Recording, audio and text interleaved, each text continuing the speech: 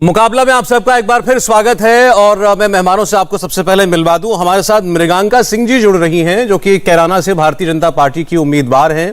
बहुत स्वागत है मृगांका जी आपका। और अब्दुल हफीज गांधी साहब समाजवादी पार्टी से हमारे साथ जुड़ रहे हैं। गांधी जी आपका स्वागत है। अनिला सिंह जी भारतीय जनता पार्टी की प्रवक्ता हैं, हमारे साथ जुड़ रहे हैं। अनिला जी का बहुत स्वागत है। और फैजान खान साहब बहुजन समाज पार्टी से हमारे साथ है। खान साहब आपका मोस्ट वेलकम।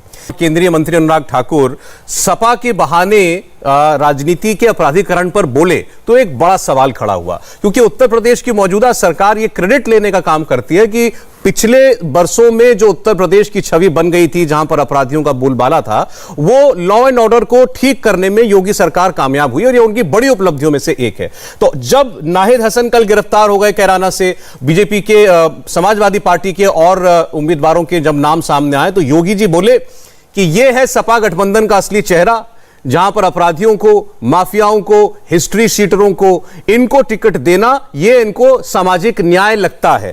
तो मैं सबसे पहले इसका उत्तर जानना चाहता हूं गांधी साहब आपसे, फिर मृगांका जी आप। मृगांका जी क्योंकि नाहिद हसन साहब को तो बहुत करीब से समझती भी होंगी, लेकिन गांधी साहब पहले आप रिस्पॉन्ड करें। सौरभ जी, समाजवादी पार्टी का जो है वो सामाजिक न्याय का मॉडल है, हमारा कभी अपराधीकरण का मॉडल नहीं है। और मैं आपको बता दूं कि मुख्यमंत्री जी ये बात बोल रहे हैं जिन्होंने खुद के मुकदमे वापस लिए। भारत के इतिहास में पहली बार ऐसा हुआ है कि खुद के मुख्यमंत्री ने अपने मुकदमे वापस लिए, जबकि कोर्ट को यह कहना पड़ा कि आप कोई मुकदमे वापस नहीं होंगे। अपने लोगों के मुकदमे वापस लिए, डिप्टी चीफ मिनिस्टर ने मुकदमे वापस लिए, पश्चिम उत्तर प्रदेश में जिन लोगों पर संगीन धाराओं में केसेस थे उनके मुकदमे वापस लिए। तो अपने आप को धुलना ये हमने पहली बार सीखा है किसी सरकार से। और जहां तक बात अभी आपने अपराधीकरण की तो 2017 में भारतीय जनता पार्टी ने किन लोगों को टिकट दिया था उसका डाटा उठाकर देख लीजिए। जो एनसीआरबी का डाटा है वो उठाकर देख लीजिए किस तरह से उत्तर प्रदेश के अंदर अपराध बढ़ा है। तो उत्तर प्रदेश के अंदर जो है वो अपराधी उत्तर प्रदेश छोड़कर नहीं गए थे, वो उत्तर प्रदेश। गांधी साहब ऐसा करते हैं, गांधी साहब ऐसा करते हैं कि देखिए उत्तर प्रदेश में अपराध की आपकी जो आंकड़े, इनके जो आंकड़े, उस पर एक वृहद चर्चा करते हैं थोड़ी देर बाद। लेकिन चूंकि नाहिद हसन इसका बहाना बने हैं तो पहले जरा नाहिद हसन पर आप बात कीजिए। कल वो कहा यह क्या वो सरेंडर करने जा रहे थे, पुलिस उनको बीच में से गिरफ्तार कर लेती है, उनको 14 दिन की न्यायिक हिरासत में अदालत भेज देती है। गैंगस्टर एक्ट के तहत उनकी गिरफ्तारी हुई है, इस पर बताइए क्या कहना है।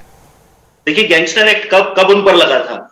फरवरी 2000, एक साल करीब हो गया। क्या उत्तर प्रदेश की पुलिस क्या कर रही थी मुझे बताइए। जिन योगी जी को कहा जा रहा है कि कानून व्यवस्था संभालने वाले हैं, तो योगी जी क्या कर रहे थे और योगी जी की पुलिस क्या कर रही थी? डीजीपी क्या कर रहे थे, एसएसपी क्या कर रहे थे, आईजी जोन क्या कर रहे थे? तो ये कहना बहुत आसान बात है कि किसी पर केस लगा हुआ है, एक साल से वो व्यक्ति हर जगह पर मौजूद है, आप गिरफ्तार नहीं करते हैं और जैसे ही उनका नाम अनाउंस होता है आप गिरफ्तार कर लेते हैं। तो ये मुझे एक कोई भी जो सेंसिबल आदमी होगा उसके गले से ये बात नहीं उतरेगी। और मैं आपको बता दूं, बार बार भारतीय जनता पार्टी की तरफ से कहा जाता है कि ये अपराधी वो अपराधी। भारतीय जनता पार्टी पहले अपने एमएलए की लिस्ट उठाकर देखे और लिस्ट में उठाकर देखी कि कितने अपराधियों को भारतीय जनता पार्टी ने टिकट दिए। ठीक है गांधी साहब, जरा इस पर मैं नाहिद हसन जी पर उत्तर ले लूं मैं मृगांका जी से। मृगांका जी का चुनाव में इनके साथ आमना सामना पिछली बार भी हो चुका है, मौजूदा विधायक थे ये, अब आप आरोप सुन रही हैं। अब जब उनको चुनाव लड़वाया जा रहा है, नाम अनाउंस हो गया है, तब गिरफ्तारी का क्या मतलब? पिछले साल का मुकदमा है। ये जो स्थानीय विधायक ये पिछले एक गैंगस्टर एक्ट में वांछित चल रहे थे और अभी इन्होंने आके यहाँ पे अपना सरेंडर किया है वर्तमान में। मृगांका जी, वो सवाल ये पूछ रहे हैं समाजवादी पार्टी के नेता कि क्या एक साल से क्या कर रही थी योगी सरकार की पुलिस? अब जब चुनाव का वक्त आया तो एक मजबूत प्रत्याशी है, उनके ऊपर मुकदमा डालवा के उनको गिरफ्तार कर लिया। नहीं, वो पिछले एक वर्ष से वांछित थे और वो इस कैराना में उपस्थित ही नहीं थे। आप कह रही हैं एक तरीके से फरार थे ये? नहीं, ये किस तरह का जवाब? जी, अगर कैराना में नहीं थे तो भारत में तो थे ना। यानी कि उत्तर प्रदेश की पुलिस कैराना के बाहर काम नहीं करती है, ये कहना चाह रही हैं आप? नहीं, वो फरार चल रहे थे पिछले एक वर्ष से। मृगांका जी, ये बताइए, आज योगी जी ने नाहिद हसन को कैराना से हिंदुओं के पलायन का जिम्मेदार बताया, क्या सच है इसमें? इनका परिवार यहाँ पे अपराधियों को संरक्षण देने के लिए जाना जाता रहा है पूर्व में, और जो यहाँ पर अपराध की घटनाएं रही है पिछले 10 वर्षों में, 2017 से पहले, उसमें इनका संरक्षण अवश्य था उन अपराधियों को। जवाब देंगे गांधी जी? मतलब ये कह रही हैं कि अपराधियों को संरक्षण था, यानी कि आपकी सरकार में अपराधी घूम रहे हैं, ये तो आप ही कबूल कर रही हैं। और एक तरफ आपकी सरकार कहती है कि हमने अपराधियों को उत्तर प्रदेश से भगा दिया है, तो दो मापदंड नहीं हो सकते।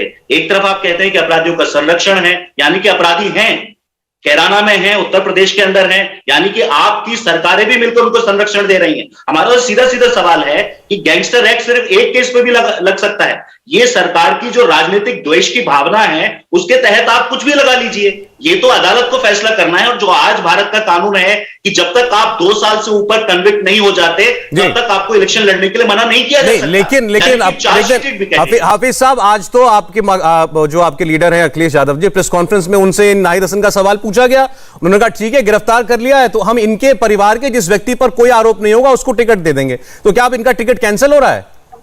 देखिए, ये तो पार्टी लीडरशिप को फैसला लेना है, लेकिन हम ये जानना चाहते हैं कि बार बार जो इल्जाम लगाए जाते हैं, तो उत्तर प्रदेश की पुलिस क्या इतने निष्क्रिय थी कि 1 साल से उनको ढूंढ नहीं पा रही थी? और अभी जी मृगांका जी ने कहा कि वो कैराना में नहीं थे, वो उत्तर प्रदेश में नहीं थे, तो क्या वो भारत में नहीं थे? एक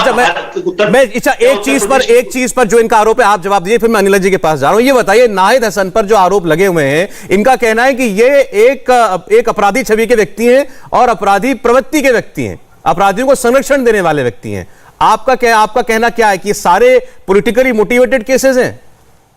देखिए, ये जो परिवार है, ये परिवार राजनीतिक परिवार है, और राजनीतिक परिवारों में जब धरना प्रदर्शन होते हैं तो इस तरह के केसेस लगते हैं। लेकिन मैंने अब शुरुआत में ही कहा था कि योगी जी पर तो मर्डर तक के केसेस थे, दंगा भड़काने के केसेस थे, उन पर जो है केसेस योगी जी ने वापस ले लिए और अपने आप को स्वच्छ बना लिया। तो ये पहली बार सरकार है और पहले मुख्यमंत्री हैं जिन्होंने अपने ही कलम से अपने केस। मैं अनिला जी को लाता हूं चर्चा में और आपके आरोपों का जवाब लेता हूं। नाहिद हसन की बात हो रही है, तो ये बताइए, वो ये पूछ रहे हैं कि 1 साल से क्या कर रही थी योगी सरकार में पुलिस, और चुनाव के वक्त नाम अनाउंस होते ही गिरफ्तारी का क्या मतलब? अनिला जी। मेरी सबको राम राम। और देखिए सौरभ जी, नाहिद हसन, हाजी यूनुस, मदन भैया और ये अमरपाल शर्मा, रफीक अंसारी, असलम चौधरी, इतनी लंबी लिस्ट है। अरे राजनीतिक द्वेष के कारण जो मुकदमे लगाए जाते हैं उनकी तो हम बात ही नहीं कर रहे हैं, ये तो एस्टेब्लिश्ड गैंगस्टर, हिस्ट्री शीटर है। अब योगी आदित्यनाथ जी के विषय में बात कर रहे हैं गांधी जी। आपके जो नेता है ना, जो कभी अपने आप को टीपू सुल्तान कहलाना बहुत पसंद किया करते थे, उनके ऊपर मनी लॉन्ड्रिंग का मुकदमा चल रहा है, तो मैं मान जाऊं कि उन्होंने मनी लॉन्ड्रिंग करी है? कैसी बातें आप कर रहे हैं? एक योगी के ऊपर कुछ भी टीका टिप्पणी करने से पहले 2 वर्ष सोच लिया करिए। तुष्टिकरण मैं आपके बीच में नहीं बोल रही थी। अब्दुल हफीज साहब, मैं समय लेकर के आऊंगा, आप जवाब। पुलिस क्या कर रही थी मैं बताती हूँ। उत्तर प्रदेश की पुलिस क्या कर रही थी? उत्तर प्रदेश की पुलिस जो है ना, जो अपराधी और लैंड माफिया, उनकी 1900 करोड़ से ज्यादा की प्रॉपर्टी को कब्जा किया, ध्वस्त किया। आज गरीबों के घर बन रहे हैं उसमें। उत्तर प्रदेश की पुलिस जो है 12,000 जो इनामी अपराधी हैं उनको गिरफ्तार किया। उत्तर प्रदेश की पुलिस ने 150 के करीब जो अपराधी हैं उन लोग मुठभेड़ में वो मारे गए। हाँ, आप ये देख लीजिए, बलात्कार में जो है 52% की कमी आ गई है। हत्या की अगर हम बात करते हैं, डकैती की अगर हम बात करते हैं, तो तकरीबन 70% की कमी उसमें आ चुकी है। आप पूछ रहे हो मुझसे कि उत्तर प्रदेश की पुलिस क्या कर रही थी? बेहतर पुलिसिंग के लिए लखनऊ, नोएडा, कानपुर नगर और वाराणसी में पुलिस कमिश्नरेट चालू हुई, जिसकी वजह से अपराधीकरण में बहुत बड़ा अंकुश लगा, जिसकी वजह से उद्योग भी पनपे हैं। आपके समय क्या उद्योग था? एक्सटॉर्शन का, अपहरण का। तो सीधी सी बात है साहब, उत्तर प्रदेश की पुलिस बहुत कुछ कर रही थी, और जो नहीं कर रहे थे उनके खिलाफ आपके जवाब पर दोनों लोग जवाब देना चाहते हैं। एक बार जरा फैजान साहब को चर्चा में लाएं। जी फैजान साहब। सौरभ भाई, जो अनिला सिंह जी अभी बीजेपी की प्रवक्ता बोल रही थी कि उत्तर प्रदेश की पुलिस क्या कर रही थी, अनिला सिंह जी, मैं बहुत क्लियरली और जिम्मेदारी के साथ बोला हूं, आपकी पुलिस पूरे उत्तर प्रदेश में माफिया गर्दी कर रही थी। मैं आप ही के हिसाब से आपको डाटा दे देता हूं, यह एनसीआरबी की रिपोर्ट है, मानव अधिकार का रिपोर्ट है। 3 साल में 23 मौतें पुलिस हिरासत में होती है। 3 साल में 23 मौतें पुलिस हिरासत में होती है। आपके मुख्यमंत्री जी के गोरखपुर में पुलिस एक्सटॉर्शन का केस कर रही थी, उस महिला जिसे विधवा कर दी, वो अनिला सिंह जी क्या कहेंगे? जो पुलिस अनिला जी सुन के एक एक करके प्लीज। आपकी पुलिस लखीमपुर खीरी में क्या कर रही थी? टहनी साहब पत्रकारों पे सवाल पूछने पे गुंडागर्दी कर रहे हैं और आप कह रही है माफियागर्दी उत्तर प्रदेश से खत्म हो गई है। आप एक महिला है अनिता सिंह जी, आपकी पुलिस हाथरस की बेटी के साथ क्या इंसाफ किया? आपके पुलिस ने क्यों नहीं उस पर जवाब दिया? आपकी पुलिस उन्नाव में क्या कर रही थी? आपकी पुलिस विकासगंज में क्या कर रही थी? तमाम ऐसे केसेस अनिता सिंह जी जहां पर साफ उजागर होता है कि आपकी उत्तर प्रदेश की पुलिस को आपकी भारतीय जनता पार्टी शासित प्रदेश में माफिया बना दिया गया था। वही उत्तर प्रदेश की पुलिस थी जब आदरणीय बहन कुमारी मायावती जी का शासनकाल था तो कानून द्वारा कानून का राज स्थापित था। आप क्यों नहीं जवाब देती है इन सब मैटर पे? फैजान साहब ठीक है, आपने आपके आरोपों पर ये जवाब देंगे। अब जरा दो शब्द आप समाजवादी पार्टी के लिए बोलिए, क्योंकि मायावती जी ने तो खुलकर कहा है कि सपा राज में गुंडा राज चलता था। बिल्कुल, समाजवादी पार्टी और भारतीय जनता पार्टी एक दूसरे के पूरक का पोषक है। साफ तौर से लिस्ट उठाकर देख लीजिए, चाहे वो भारतीय जनता पार्टी हो समाजवादी पार्टी हो, इनके लिस्ट में वही कैंडिडेट आपको सामने आएंगे जो लोग पुष्टिकरण, ध्रुवीकरण और माफियागर्दी, आतंकवादी कैसे लोग प्रति के लोग हैं, ये दोनों ही पार्टी में शामिल है। ठीक है, मैं कहता हूं कि भारतीय जनता पार्टी के पर्यवेक्षी है समाजवादी पार्टी। ठीक, एक बार जरा गांधी साहब अनिल जी आपकी बात का जवाब दे देंगे। जी, मैं अनिला जी की बात का जवाब देना चाहता हूं कि इनकी सरकार वो है जहां पर स्वजातीय चीफ मिनिस्टर के जो अपराधी हैं वो क्रिकेट खेलते नजर आते हैं और उनकी पुलिस को जो है नजर नहीं आते हैं। अब गोरखपुर की सबने बात की और गोरखपुर में अधिकारी क्या समझा रहे थे? जो पीड़िता हैं उनको क्या समझा रहे थे? केस मत कीजिए, कुछ नहीं होगा। ये है उत्तर प्रदेश की पुलिस। और आप एनसीआरबी के डाटे में बता रहा था, बहुत सारे मामलों में उत्तर प्रदेश नंबर 1 है। अब ये कहेंगे कि संख्या इसलिए है, इसलिए आपको केसेस ज्यादा दिखते हैं। मैं आपको बता दूं कि आंकड़े परसेंटेज में होते हैं, संख्या में नहीं है, परसेंटेज में आंकड़े होते हैं। और उत्तर प्रदेश में महिलाओं के प्रति जो अपराध है उसमें नंबर 1 है आप, दलितों के प्रति अपराधों में नंबर 1 है। तो उत्तर प्रदेश की जो पुलिस है वो माफिया गर्दी करती है। उत्तर प्रदेश की पुलिस दलितों को, महिलाओं को, अल्पसंख्यकों को परेशान करने का। अब्दुल हफीज साहब, ऐसा मैं आपको एक बात कहना चाहता हूं, मैं एक बात कहना चाहता हूं। देखिए, ये इनका प्रचार है, ये तो ये दावा कर रहे हैं कि हमने लॉ एंड ऑर्डर को कंट्रोल किया। अब चुनाव में काफी समय से हमारे सहयोगी, हमारे रिपोर्टर्स, हमारे कैमरामैन, टेक्नीशियन, सब लोग जो है उत्तर प्रदेश में घूम रहे हैं, बहुत अरसे से घूम रहे हैं। हमने कैराना का उदाहरण दिया आपको। हमने पिछले 2-3 दिनों में इंडिया टीवी के प्रोग्राम निकाल करके देखिएगा, कम से कम 40 से 50 लोगों के अलग अलग इलाकों के, गांव के, शहर के, कस्बे के, कैराना के आसपास के हमने लोगों की बाइट सुनाई, लोगों के बयान सुनाए। उसमें अब ठीक है, अब चुनाव है तो हर वर्ग की बात होती है, उसमें मुसलमानों की भी राय है, उसमें हिंदुओं की भी राय है, अलग अलग जातियों की भी राय है। एक बात सामने आ रही थी कि हां, यहां पर गुंडागर्दी तो कम हुई है, इस इलाके में गुंडागर्दी कम हुई है। और यह बात कहने वाले वहां के मुस्लिम निवासी भी थे जो कह रहे थे, हां, उनका एक बात पर जोर बहुत था, मृगांका जी, उनका कहना यह था कि जो पलायन का मुद्दा है, जिसका आरोप नाहिद हसन पर लगाया जा रहा है, उनका कहना था कि यह कभी हिंदू मुसलमान का विषय नहीं रहा, अपराध का विषय था। हां, अपराधी थे, अपराधी अब कम हो गए हैं, यहां पर शांति है। मृगांका जी। जी देखिए, जो यहां से व्यापारी गए और जो लोग पिछले 10 वर्षों में 2017 से पहले यहाँ कैराना छोड़कर चले गए थे अन्य स्थानों पर, उत्तराखंड, गुजरात, आज वो लौट के आए हैं क्योंकि आज कैराना में सुरक्षा का माहौल है, कानून व्यवस्था का राज है और भय का कोई वातावरण अब यहाँ बचा नहीं है। परंतु जहां तक बात है कि हिंदू मुस्लिम की जो बात है, इसको एक वो एंगल ना दिया जाए। यहां पर अधिकतर जो व्यापारी छोड़ के गए थे वैश्य समाज से थे जी, और आज वो लौट के आए हैं। नहीं, लेकिन आपकी पार्टी तो लगातार ये प्रचार करती है ना कि वहां पर जो अपराधी थे, खास तौर पर मुस्लिम समाज से उनको वो ताल्लुक रखते थे और उनको संरक्षण था सपा सरकार में, इसीलिए वहां हिंदुओं का पलायन हुआ। देखिए, आपकी पार्टी ने आरोप कभी ये नहीं लगाया कि व्यापारी छोड़ के गया, आपकी पार्टी ने कहा हिंदू छोड़ के गया, क्योंकि उनको उससे फायदा मिलता है। सौरभ जी, तुष्टिकरण की राजनीति, वो जो अपराधी, एक मिनट फैजान साहब, एक मिनट, वो वहां की स्थानीय, एक मिनट बता देंगे जी।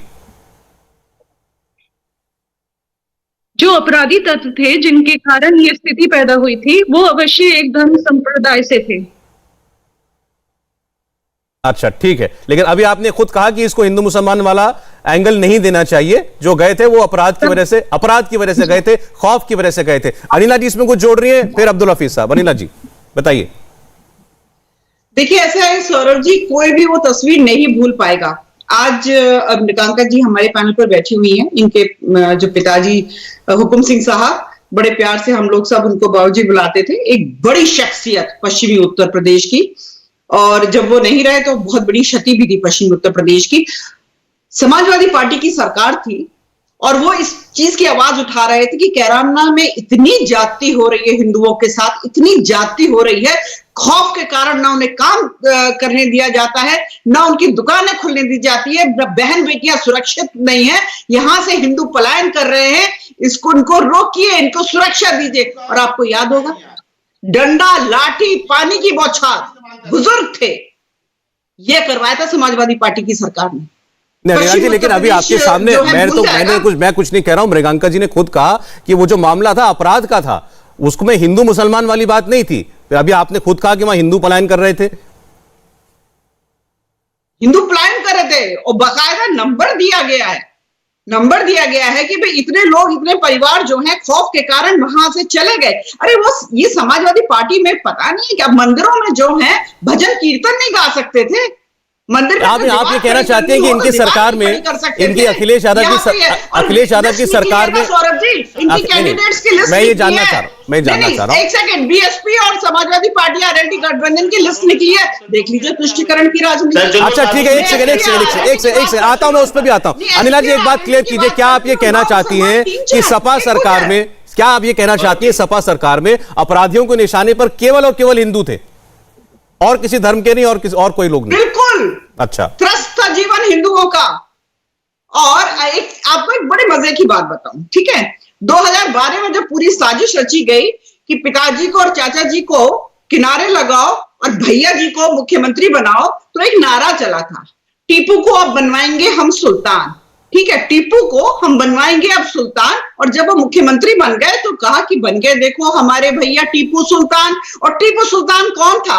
जिसने सैकड़ों हिंदुओं का सर कलम किया था। चलिए ठीक है, अच्छा लंबी बहस हो जाएगी। एक सेकंड, अब्दुल हफीज साहब आपको जवाब देना चाहते हैं। अब्दुल हफीज जी, मुजफ्फरनगर में देखा था कितने हिंदू। आपने मृगांका जी को भी सुना है, आपने अनिला जी को भी सुना है, ठीक है। मुझे समझ नहीं आता है अनिला जी इस तरह के नारे कहां से निकाल कर लाती है, क्योंकि इनको सिर्फ हिंदू मुस्लिम इस तरह की पॉलिटिक्स करनी है। इनको विकास की बात नहीं करनी है, इनको राजनीति से अपराधीकरण खत्म करने की बात नहीं करनी है, बस इनको हिंदू मुस्लिम करना है।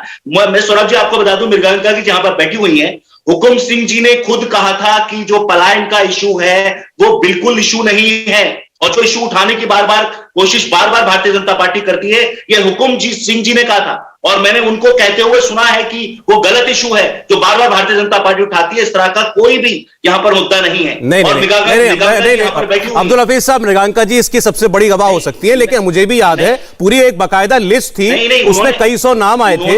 नहीं, उन्होंने इशू उठाया था, फिर बाद में उन्होंने खुद मना किया था। मृगांका जी इसको बिल्कुल सत्यापित कर सकती हैं यहां पर बैठ के। मुझे अच्छी तरह से याद है कि जब ये डिबेट हुई थी तो बाद में जाकर उन्होंने मना किया था कि इस तरह का इशू नहीं है, और मृगांका जी भी इसको मान रही है कि हिंदू मुस्लिम का ये इशू नहीं है। वो एक बात है, लेकिन आप कह रहे हैं कि पलायन ही नहीं हुआ था।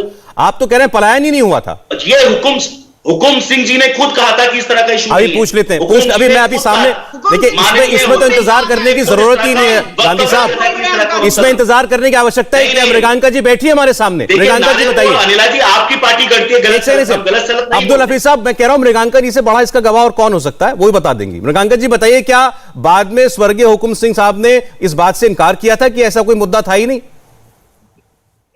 बिल्कुल नहीं किया था। और मैं अभी भी आपको दोहराना चाहूंगी कि जो अपराधी तत्व थे वो अवश्य एक विशेष संप्रदाय धर्म से रहे थे जी, और उनके कारण यहाँ पर जो बहुत ज्यादा पलायन लोगों का हुआ था वो भी हिंदू समाज से ही थे। अपराधी मुसलमान थे, पलायन करने वाले हिंदू थे। ठीक है, फैजान साहब।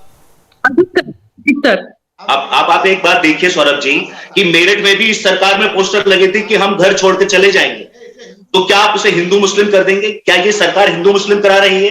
बार बार सुरक्षा को लेकर यदि बात आती है और कोई व्यक्ति कहता है कि हम मकान बेच देंगे, तो क्या इसे आप पलायन मानेंगे? तो ये इस सरकार में भी था और ये किसी भी सरकार में हो सकता है। ये बात अल्टीमेटली जो लौट कर आती है वो सुरक्षा पे लौट कर आती है ये कोई हिंदू मुस्लिम इशू नहीं है। नहीं चलिए, अच्छा मेरे सुरक्षा पे, अगर सुरक्षा पे मान लें तो ये दावा कर रहे हैं ना हमने सुरक्षा दिया। तो योगी आदित्यनाथ कैराना जाते हैं, योगी आदित्यनाथ कैराना गए, वहां कैमरे भी पहुंचे, उस परिवार से जाकर के मिले जो छोड़ के चला गया था और वापस अपना व्यवस्था स्थापित करने के लिए अपने घर में आ गया है। नहीं, मेरठ में इस तरह के पोस्टर लगे थे, योगी जी उस पर क्या कहेंगे? और भी दूसरे शहरों में इस तरह के पोस्टर लगे थे कि हम घर छोड़ के चले जाएंगे, हम यहाँ सुरक्षित नहीं है। तो यानी कि ये सरकार भी पूरी तरह से असफल हुई है। देखिए, इस तरह के इशू उठते हैं, लेकिन उसको हिंदू मुस्लिम इशू कर देना, उसको एक अपनी आइडियोलॉजी के हिसाब से उसको मोड़ देना, मैं समझता हूं कि ये उचित नहीं है। और इसीलिए मैं बार बार आपसे कह रहा हूं कि ये जो पलायन का इशू हिंदू मुस्लिम बनाया जाता है, बिल्कुल कोई हिंदू मुस्लिम इशू नहीं है। ये सुरक्षा का मुद्दा है, ये इस सरकार में भी है, ये पहले भी सरकारों में रहा होगा, मैं इससे मना नहीं करता हूं। लेकिन ये लॉ एंड ऑर्डर का पूरा इशू है और ये भी सरकार कहीं ना कहीं जो है उसको हिंदू मुस्लिम का तो लॉ एंड ऑर्डर ही सही। अब ये कह रहे हैं लॉ एंड ऑर्डर में आप फेल थे, हमने ठीक कर दिया। नहीं, ये इश्यूज उठते हैं, ये इश्यूज उठते हैं, हमारी सरकारों में भी उठे हैं और इस सरकार में भी उठे हैं। तो क्या ये मान लें कि ये सरकार उठवा रही थी या ये सरकार पूरी तरह से फेल है? मृगांका जी भी नहीं मानेंगे और अनिला जी। एक सेकंड, फैजान साहब की बात आ जाए, फिर अनिला जी मैं आपके पास आता हूं। फैजान जी। सौरभ जी, हमारा साफ तौर से कहना है कि समाजवादी पार्टी ऐसी हरकत करती ही क्यों है कि भारतीय जनता पार्टी को तुष्टीकरण का मौका देती है। हम साफ तौर से इस बात को कहते हैं, जिस तरह इन्होंने जिन्ना का मुद्दा उठा के भारतीय जनता पार्टी को मौका दिया तुष्टीकरण करने का, उसी तरीके से ये टिकट नाहिद को देके इन्होंने कर दिया। टिकट देने की उनको जरूरत ही क्या थी? इसका मतलब साफ तौर से पश्चिमी उत्तर प्रदेश में ये ध्रुवीकरण और तुष्टीकरण की राजनीति। नाहिद हसन को टिकट क्यों नहीं देना चाहिए था, ये बताइए। भाई, नाहिद हसन को लेकर अगर लोगों के दिल में, अगर हिंदुओं के दिल में ठेस है, मैं पूछता हूं 2007 से 2012 में क्यों नहीं मुद्दा उठा? क्यों नहीं इस तरह से पलायन की बात उठी? वो सिटिंग विधायक है, लेकिन मैं फैजान साहब पूछ रहा हूं, वो तो सिटिंग विधायक हैं। सिटिंग विधायक है तो ये भारतीय जनता पार्टी का जो ड्रामा है हिंदू मुस्लिम का, उसके लिए तो ये सूट करता है ना। ठीक है, ठीक है। तुष्टीकरण की राजनीति को बढ़ावा क्यों दे रहे हैं? आप कह रहे हैं कि ये आप कह रहे हैं ध्रुवीकरण का मुद्दा इनको समाजवादी पार्टी ने थमा दिया। नाहिद हसन को टिकट ना देते विवाद ही ना होता। गांधी जी देखिए, जैसा आपने खुद कहा सौरभ जी, सिटिंग विधायक है वो हमारे। और मैं आपको एक बात बता दूं कि जो भारत का अभी प्रेजेंट कानून है, कन्विक्ट, अगर जब तक आप कन्विक्ट नहीं होते हैं आपको इलेक्शन लड़ने से मना नहीं किया जा सकता है। ये तो अदालत को फैसला करना है कि उन्होंने किया है या नहीं किया है। अभी केसेस पेंडिंग है। वो आपकी बात तथ्य के तौर पर बिल्कुल ठीक है कि कौन चुनाव लड़ सकता है कौन नहीं। मुद्दा है कौन चाहता है कहां पर ध्रुवीकरण। अगर बीजेपी को हिंदुओं का ध्रुवीकरण सूट करता है तो आपको कुछ कुछ इलाकों में मुसलमानों का ध्रुवीकरण सूट करता है और नाहिद हसन से वो काम पूरा हो जाता है। नहीं, बिल्कुल नहीं करता। हम ध्रुवीकरण की राजनीति नहीं करते हैं, ये भारतीय जनता पार्टी का फोटे है। ये भारतीय जनता पार्टी इसको अच्छी तरह से करती है। हम इस लफड़े में नहीं पड़ना चाहते हैं। हमने विकास की राजनीति की है। अभी आपके सामने अनिला जी ने बोला कि आप लोगों ने जो टिकट दिए उसमें देख लें कि किसका तुष्टीकरण हुआ है। उन्होंने नहीं बोला, लेकिन इशारा था कितने मुसलमानों को टिकट दिया। नहीं, बात सुनिए, अभी हमारी पूरी लिस्ट आ गई क्या? हमारी पूरी लिस्ट आ गई? हमारी पूरी लिस्ट नहीं आई है। हम सभी समाजों को रिप्रेजेंटेशन देते हैं। हम अनिला जी की पार्टी की तरह नहीं है कि बिल्कुल मुस्लिमों को हम नकार दें, एक भी मुस्लिम को टिकट ना दें और उसके बाद भी सबका साथ सबका विकास की हम बात करें। हम सभी समाजों को रिप्रेजेंटेशन देना चाहते हैं। हमारी पूरी लिस्ट नहीं आई है, अभी हमारी बहुत छोटी सी लिस्ट आई है। अब जब आगे लिस्ट आएगी तो आप देखेंगे हम सभी समाजों को। जवाब दें अनिला जी। अनिला जी, आपने ये मुद्दा उठाया था, जवाब दीजिए। जी बिल्कुल। देखिए, सबसे पहले तो मैं सौरभ जी आपको याद दिलाऊंगा, आपके आर्काइव्स में वो वीडियो भी होंगे कि हुकुम सिंह जी ने कहा था तकरीबन 300 परिवार यहाँ से पलायन कर गए। जिसे मृगांका जी ने बताया कि एक धर्म विशेष के अपराधी थे जो डराते थे, खौफ पैदा करते थे, लूटते थे, खसोटते थे, बहु बेटियां सेफ नहीं थी, इसलिए वो वहां से पलायन कर गए। फिर मृगांका जी ने ही बाद में स्टेटमेंट दिया था कि 50 परिवार ऐसे हैं जो कि लौट आए हैं वापस। जब भारतीय जनता पार्टी की सरकार हुई तो बाकी के भी काफी कुछ परिवार वापस लौट कर आकर वहां पे बस गए। मैं क्यों कह रही हूं तुष्टीकरण? ठीक है, अभी आपकी बाकी की लिस्ट आनी अब बाकी है, हमें भी मालूम है, हमारी भी बाकी की लिस्ट आनी बाकी है साहब। पश्चिमी उत्तर प्रदेश की मैं बात करती हूँ तो 9 मुसलमान, 3 जाट, 2 गुर्जर, हाँ, और आरएलडी का हाथ थामे घूम रहे हैं आप लोग और जाट वोट दे देगा आपको। भारतीय जनता पार्टी किसी मुस्लिम की अस्मिता लूट अभी आप लिस्ट आ रही है, आपकी भी हम लिस्ट देख लेंगे। हमारे लड़के बांदा यूनिवर्सिटी में एक ही जाति के सारे प्रोफेसर आप अपॉइंट नेताओं पे मुकदमे डाल दिए गए। बांदा यूनिवर्सिटी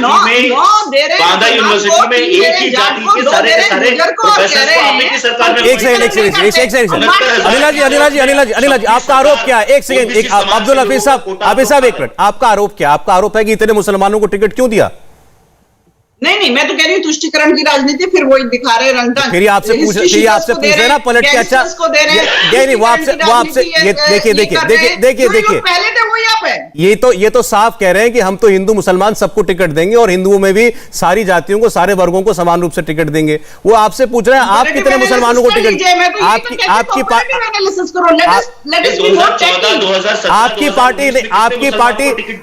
पार्टी क्या मुसलमान को टिकट देगी? हम तो सीधी सी बात है, भारतीय जनता पार्टी क्या है, मुझे यहाँ पे बोलने की जरूरत नहीं है। विनेबिलिटी बिल्कुल देखते हैं। मुसलमान जिस दिन ये कह रहे कि हाँ हम विकास के लिए राजनीति करेंगे, हम जो है अपने देश के लिए सोचेंगे, हमारे लिए हमारी हर सांस में मेरा भारत रहेगा। क्या मुस्लिम इस देश के नागरिक नहीं है? क्या मुस्लिमों को संवैधानिक अधिकार नहीं है कॉन्टेस्ट करने का? क्यों नहीं आपने 2014, 2017, 2019 में एक भी टिकट दिया? आपका नारा जो है जुमला है, सबका साथ सबका विकास, आपका नारा जुमला है। इससे पहले कितने ओबीसी समाज के लोगों को टिकट दिया था आपने? इससे पहले कितने दलित समाज के लोगों को टिकट दिया था आपने? आज नहीं, आप मुझे बताइए अनिला जी, आप अनिला जी ये बताइए कि कितने इससे पहले कितना, इससे पहले कितना, नहीं इससे पहले कितना, नहीं इससे पहले ठीक है, अच्छा चलिए ठीक है, समाज को टिकट दिया मुझे बताइए। मुझे अच्छा देखिए अब्दुल हफीज साहब, अनिला जी प्लीज, समय जा रहा है। मुझे लगता है कि बीजेपी मुसलमानों को प्रतिनिधित्व दे, टिकट दे, इसके बारे में अनिला जी जितना स्पष्ट कह सकती थी उन्होंने उतना स्पष्ट कह दिया है। और बाकी आप लोगों की जब पूरी लिस्ट आ जाएगी तो हम लोग उस पर बात कर सकते हैं कि किस किस वर्ग को क्या क्या इस पर मिला है। लेकिन आज बीजेपी ने लॉ एंड ऑर्डर को ही अपना स्तंभ बताते हुए कानपुर में आईपीएस अफसर रहे, पुलिस कमिश्नर रहे असीम अरुण साहब को उनको पार्टी में ज्वाइन कराया है। यह सवाल फैजान साहब मेरा आपसे है। उनका कहना यह है कि इस 5 साल के दौरान मुझे आज तक कभी सरकार या पार्टी की तरफ से किसी का फोन यह कहने के लिए नहीं आया कि फलाने को छोड़ दो या फलाने को पकड़ लो। मेरे ऊपर कभी कोई दबाव नहीं रहा और मुझे यह बात भारतीय जनता पार्टी की अच्छी लगी। असीम अरुण साहब अलीगढ़ में कप्तान थे, एसएसपी थे जब वहां स्टूडेंट लीडरशिप में एमयू में करता था और मैं भली भांति उनको जानता हूं। ये बात कह के भारतीय जनता पार्टी में उनका जाना कि सबके लिए अचंभित करता है।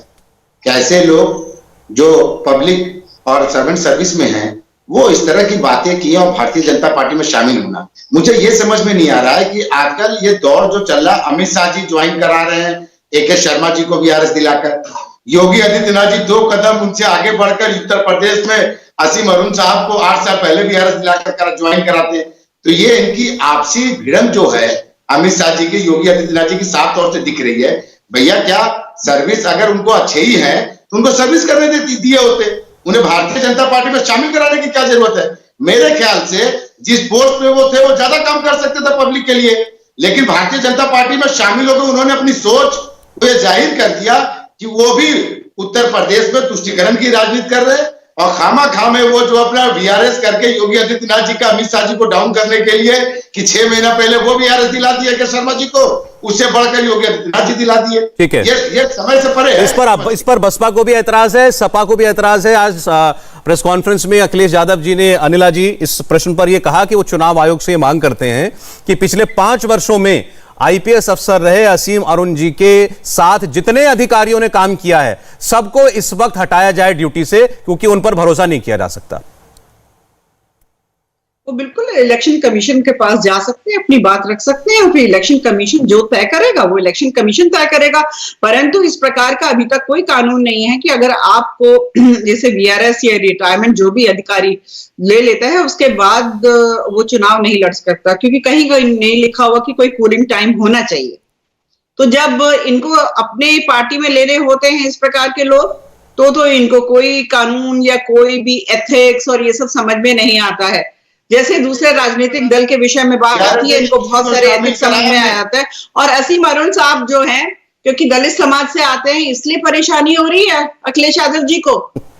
हाँ, यहाँ पे फैजान साहब आप भी दुनिया भर की बातें कर रहे हैं, आपकी बहन जी जो है वो दलित समाज की राजनीति करती हैं, दलित समाज से आ रहे हैं इसलिए दिक्कत हो रही है। अब जवाब दे रहे हैं अब्दुल हफीज साहब।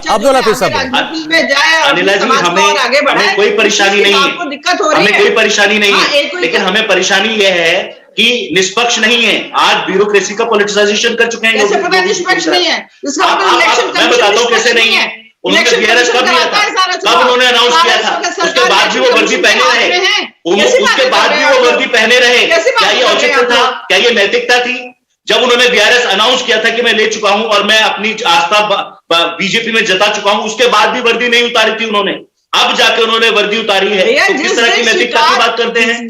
नहीं, मुझे बताइए, नहीं, जब आप एक पॉलिटिकल पार्टी में जाना स्वीकार कर चुके हैं, उसके बाद भी आप वर्दी नहीं उतार रहे हैं, ये किस तरह की नैतिकता है? तक उनकी नौकरी थी, जैसे आपने मिला है उसके सिर्फ बाद और वो हट सिर्फ गए। पॉलिटिसाइजेशन किया है। रिटायरमेंट लेने के बाद कोई भी सरकारी अब्दुल हफीज साहब, इसमें मैसेजिंग समझिए। अब्दुल हफीज साहब, इसमें देखिए, अच्छा मैं कह रहा हूं टेक्निकलिटीज में जाए बगैर, मैं कह रहा हूं आप टेक्निकलिटी में मत जाइए। एक सेकंड वर्दी उतार देनी चाहिए। एक सेकंड के लिए मेरी बात सुनिए। हम ये अभी आप जो बात कर रहे हैं वो तकनीकी विषय है कि किस दिन वीआरएस लिया और कितने दिन तक वर्दी पहने रही। एक बार उससे अगर आगे हटे, मैसेजिंग सोचिए। अब आज बीजेपी के नेता ये कह रहे थे, अनुराग ठाकुर ये कह रहे थे कि हमारी पार्टी में कौन आया, हमारी पार्टी के अंदर ईमानदार पुलिस वाला आया, उसने अपनी नौकरी छोड़ दी, उसको लगा मैं समाज सेवा करूंगा, और समाज सेवा करने के लिए उसको सबसे अच्छी पार्टी भारतीय जनता पार्टी लगी, और सामने फिर नाम गिनाया उन्होंने नाहिद हसन का। नहीं, लास्ट मोमेंट पे आपको लगता है कि अच्छे काम किए हैं, और आप ये देखिए इस तरह के ऑफिसर्स कितने होंगे जो भारतीय जनता पार्टी की मानसिकता से काम कर रहे होंगे, ऑफिसर हैं, भारतीय जनता पार्टी की मानसिकता से काम कर रहे होंगे। कहीं ना कहीं इससे ये भी पता लगता है कि कितना ज्यादा पॉलिटिसाइजेशन भारतीय जनता पार्टी ने ब्यूरोक्रेसी का कर दिया है, और किस पूरा का पूरा कॉन्स्टिट्यूशन को नहीं बल्कि योगी जी के निर्देशों को मान रहे हैं। नहीं तो क्या किसी सरकारी अफसर को, आईपीएस को, पीपीएस को, किसी भी आईएएस को कोई पार्टी नहीं ज्वाइन करनी चाहिए, या आप मांग करते हैं इसके लिए कोई नियम बने? फैजान जी, नहीं, दबाव ये भी तो हो सकता है कि क्योंकि दोनों सेंटर और उत्तर प्रदेश में भारतीय जनता पार्टी की सरकार है, हो सकता है दबाव हो सकता है उनके ऊपर केसेस बन रहा हो, जिसके तहत उन्होंने इस बात को कहा कि भारतीय जनता पार्टी में नहीं शामिल हो गए तो तुम्हारे साथ ये हो जाएगा। नहीं तो ऐसा क्या फायदा हो रहा था उन पुलिसकर्मी, उन पुलिस अफसर से भारतीय जनता पार्टी को, कि भारतीय जनता पार्टी कहेगी दबाव बना करके कि हमारे यहां आओ? भाई मैंने बता तो दिया, AK शर्मा जी को भेज दिया गया, वहां से अमित शाह जी ने वीआरएस दिला के भेज दिया उत्तर प्रदेश में, जिसे योगी सरकार ने कहीं नहीं सेटल किए। यही हो सकता है कि वो भी अपने दिखाने के लिए वर्चस्व को 8 साल पहले वीआरएस दिला दिए इनको, असीम अरुण साहब को जी। चले, अच्छा ठीक है, एक कमेंट अब्दुल हफीज साहब। मृगांका जी, मैं आ रहा हूं आपके पास 30 सेकंड में। जी अब्दुल हफीज जी। सौरभ जी, उत्तर प्रदेश में ऐसे उदाहरण हैं जिन्होंने नौकरी छोड़ी, इलेक्शन लड़े और दोबारा से फिर नौकरी ज्वाइन कर ली। ये है भारतीय जनता पार्टी, ये है भारतीय जनता पार्टी का जो राजनीतिकरण किया। नहीं, पहले आपने टिकट दिया उनको, फिर आप पार्टी में रखिए। और अभी टिकट नहीं दिया है, अभी टिकट नहीं दिया है। आज ही उनका बयान आया, टिकट नहीं दिया है अभी। मैं सौरभ जी पहले का उदाहरण बता रहा हूं। मैं एक आईपीएस है, मैं उनका नाम नहीं लेना चाहता हूं, उन्होंने रिजाइन किया, भारतीय जनता पार्टी से इलेक्शन लड़ा, चलिए और फिर सरकार ने उन्हें एक्सेप्ट कर लिया। अच्छा, मैं मृगांका जी के पास जाना चाहता हूं, क्योंकि आज सीएम योगी आदित्यनाथ जब बोल रहे थे तो उन्होंने कैराना में हिंदुओं के पलायन का मुद्दा उठाया, और फिर उन्होंने मुजफ्फरनगर से जो और प्रत्याशी हैं उसमें उन्होंने दंगों की बात भी करी। उन्होंने कहा कि दंगों के आरोपियों को भी समाजवादी पार्टी टिकट दे रही है। आप मुझे समझाइए कि क्या वाकई मृगांका जी, समाजवादी पार्टी ऐसे किसी दागी दोषी को टिकट देगी और मौका देगी आपकी पार्टी को कि आप उसको चुनाव में उछालें? देखिए, हमारी पार्टी में बहुत पारदर्शिता है। जब उम्मीदवारों के चयन की प्रक्रिया वो शुरू करते हैं, और जितने भी यहाँ पश्चिमी उत्तर प्रदेश में टिकट दिए गए हैं, आप उनका रिकॉर्ड चेक कर लें तो आप स्वयं सच्चाई जान जाएंगे कि किस प्रकार आपराधिक बैकग्राउंड के लोगों को यहाँ पर टिकट दिया गया है। दंगे के आरोपियों को भी? जी।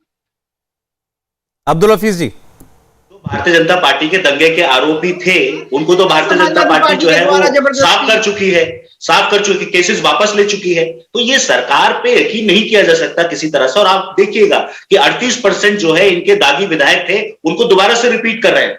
20-30 का ये टिकट काट रहे हैं, सबको दोबारा रिपीट कर रहे हैं। तो वो क्या दंगा ही नहीं है? क्या वो जो है पूरे का पूरे जो है वांछित एलिमेंट नहीं है? उनपे संगीन क्रिमिनल केसेस हैं भारतीय जनता पार्टी के विधायकों पे। तो ये लोग जो लॉ ब्रेकर्स हैं, उनको लॉ मेकर्स बनाते हैं भारतीय जनता पार्टी के लोग, और फिर इनसे नैतिकता की बातें करा लो। तो ये भारतीय जनता पार्टी के जो डबल स्टैंडर्ड्स रहते हैं हर चीज में, एक तरफ नैतिकता की बात करेंगे और दूसरी तरफ जो है वो सारे के सारे रिकॉर्ड जो अनैतिकता के हैं वो ब्रेक करते हैं। और मैंने आपको बताया कि किस तरह से लॉ ब्रेकर्स को उन्होंने लॉ मेकर्स बनाया है। 38% of their MLAs are of criminal background. इस वक्त आपकी जितने भी विधायक हैं उनमें और आपकी सरकार में जितने विधायक चुनकर आए थे उनमें कोई दाग ही नहीं था? नहीं, परसेंटेज में हम इनसे कम मिलेंगे। हम ये नहीं कहते कि हमने टिकट नहीं दिए हैं, हमारे टिकट दिए हैं। ये कैसी नैतिकता हुई अब्दुल हफीज साहब? मैं आपके आरोप इन पर स्वीकार कर रहा हूं, लेकिन मैं फिर कह रहा हूं ये कैसी नैतिकता है? अरे आप एक भी अपराधी को कैसे टिकट देंगे? किसी को नहीं देना चाहिए। मैं टेक्निकलिटी की बात कर रहा हूं और मैंने बार बार आपसे कहा कि जो देश का कानून है उसका हमने उल्लंघन नहीं किया है अभी तक। तो देश के कानून अगर उनको अलाउ करता है तो हम उनको टिकट दे रहे हैं। लेकिन मैं आपसे बार बार कह रहा हूं, अभी आप खुद ही कह रहे थे, लेकिन अभी आप खुद ही अब्दुल हफीज साहब आप खुद ही कह रहे थे कि हमारे यहाँ पर कन्विक्शन कितनी होनी चाहिए, कितनी की जेल होनी चाहिए, उसके बाद आप होता है टेक्निकलिटी है कि आप नहीं लड़ा सकते। ऐसा ही तो ये बहाना इनके पास भी है। नहीं, सुन लीजिए। देखिए, पहले से हमारे वो लोग आते आ रहे हैं, हमको टिकट दे रहे हैं। लेकिन मैं आपको बार बार कह रहा हूं कि मैं उस कानून की मांग करता हूं कि अगर कोई चार्जशीट हो जाए, संगीन आरोप में चार्जशीट हो जाए, तो उसको टिकट नहीं मिलना चाहिए। भारतीय जनता पार्टी आज केंद्र में है, इस कानून को बनाने की वो शुरुआत कर सकते हैं, लेकिन भारतीय जनता पार्टी इस कानून को बनाने की शुरुआत नहीं करेगी। बहुत सारे कानून है ये वॉइस वोट से पास करा लेते हैं, किसानों के खिलाफ कानून वॉइस वोट से पास करा लेते हैं, लेकिन इस तरह का कानून लेकर नहीं आएंगे। नहीं, ये तो आपका सुझाव अच्छा है, ठीक है, इस पर आपकी पार्टी साथ देगी ना? आपकी पार्टी साथ देगी ना इस पे? बिल्कुल साथ देंगे कि जो चार्जशीटेड कैंडिडेट हैं, जिन पे हीनियस ऑफेंसेस हैं, अगर भारतीय जनता पार्टी इस तरह का कानून लेकर आती है तो हम उसका समर्थन करेंगे। बताइए अनिला जी। अतीक और मुख्तार जैसे लोगों को टिकट देकर चुनाव लड़वाने वाले राजनीतिक दल बीएसपी, एसपी आज इस प्रकार की मांग कर रहे हैं, ये कौन सा, ये भारतीय जनता पार्टी का असर तो नहीं आ रहा है कहीं आप लोगों के ऊपर? थोड़ा हो सकता है आ जाए। कर्नाटका में रेड्डी ब्रदर्स देख लीजिए कौन टिकट देता है। हम रहे और कर्नाटका में रेड्डी ब्रदर्स, कर्नाटका में रेड्डी ब्रदर्स, कर्नाटका में रेड्डी ब्रदर्स कौन टिकट देता है? परेशान है। नहीं, अब्दुल हफीज जी 2-3 मिनट 1 सेकंड बात सुन ले, उसको आप उत्तर दीजिएगा, बोलिए। परेशान मत होइए। और ऐसा है कि आपका राजनीतिक दल गांधी साहब टीबी से ग्रसित है। टी फॉर तुष्टीकरण, बी फॉर भ्रष्टाचार। डॉक्टर उत्तर प्रदेश ने 5 साल तो इलाज कर दिए पर अभी ठीक नहीं हुए हैं। अभी आगे भी आपका इलाज बढ़िया से होगा। 22 में बाइसिकल की बात कर रहे हैं ना, 22 में बाइसिकल पे नहीं, ट्राइसिकल पे बैठकर वापस जाएंगे रोते हुए, देख लीजिएगा।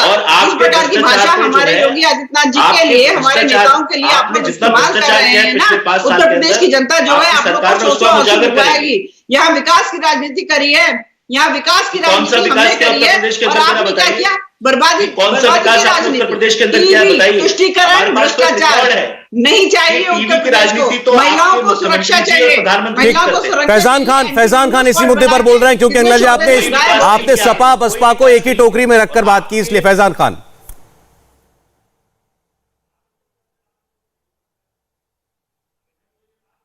फैजान साहब, में हिम्मत है तो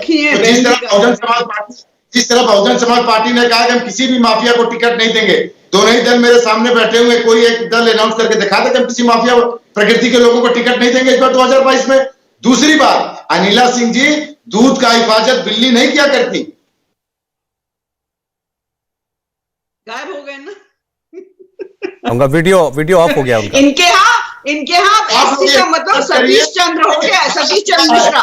पहली बार कोई माफिया अपना ही संगीन आरोप अपनी सरकार में खत्म कर लेता है। ये तो इतिहास आप लोगों ने बना दिया। अनिला सिंह जी, जितने माफिया थे वो सब आपके यहाँ आके संवैधानिक पद पे बैठ गए और अपने ही केसेस खत्म। अरे ठीक है, अच्छा ठीक है। नहीं, ये बताइए ना मुझे फैजान साहब, इस बार आपने ऐलान किया, मायावती जी ने ऐलान किया, हम किसी अपराधी प्रवृत्ति के आदमी को मुकदमे जिस पर होंगे हम जेल में होगा उसको हम टिकट नहीं देंगे। नहीं, इससे